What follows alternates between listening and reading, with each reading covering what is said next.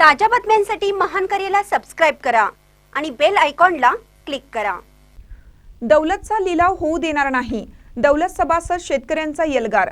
चंदगड तालुक्यातील शेतकरी आणि सभासदांचा आत्मविश्वास, त्याग आणि कष्टाचे प्रतीक असलेल्या दौलत शेतकरी सहकारी साखर कारखान्याच्या लिलाव प्रक्रियेची बातमी जाहीर होताच परिसरात तीव्र संतापाची लाट उसळली आहे। एनसीडीसी बँकेमार्फत या कारखान्याच्या लिलाव प्रक्रियेला गती मिळत असल्याची बातमी समोर येताच शेतकरी, वाहतूकदार, कामगार व ग्रामस्थांनी कारखाना कार्यस्थळावर उपस्थिती लावली। हजारो सभासद शेतकऱ्यांच्या उपस्थितीत आज झालेल्या तातडीच्या सभेत एकमुखाने ठराव करण्यात आला की दौलतचा लिलाव होऊ देणार नाही, शेतकऱ्यांच्या रक्ताने उभारलेला हा कारखाना वाचवणारच। सभेत झालेल्या भाषणातून स्पष्ट झालं की दौलत हा कोणत्याही व्यक्तीच्या खाजगी मालकीचा नाही, तर तो राबणाऱ्या शेतकऱ्यांचा आहे आणि राहणारच।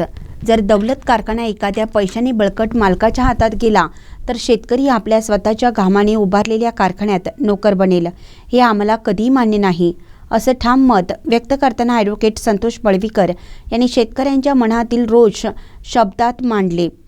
त्यांनी स्पष्ट केलं की सहकार हेच दौलतचे खरे बळ आहे आणि त्यावर कुणाच्याही मालकीचे शिक्के उमटू देणार नाही। तांबुळवाडी गावचे माजी प्राचार्य RI पाटील यांनी आपल्या भाषणात शेतकऱ्यांच्या वेदनांना आवाज दिला। सभासद शेतकऱ्यांनी स्पष्टपणे सांगितलं की दौलत हा कारखाना त्यांच्या घामाचा, त्यागाचा आणि स्वप्नाचा पवित्र ठेवा आहे। त्यांच्या अस्तित्वावर कुणी गदा आणण्याचा प्रयत्न केल्यास शेतकऱ्यांचा येलगार उभा राहील आणि दौलत पुन्हा एकदा सहकाराच्या सामर्थ्याचे प्रतीक ठरेल।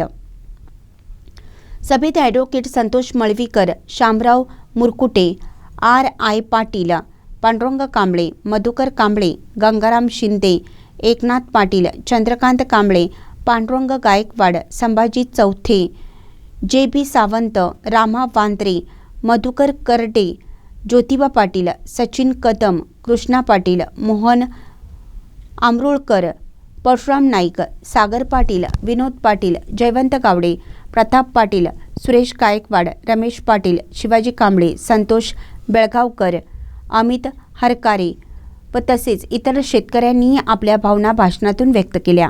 महानकरी न्यूजसाठी प्रकाश ऐनापुरे, चंदगड।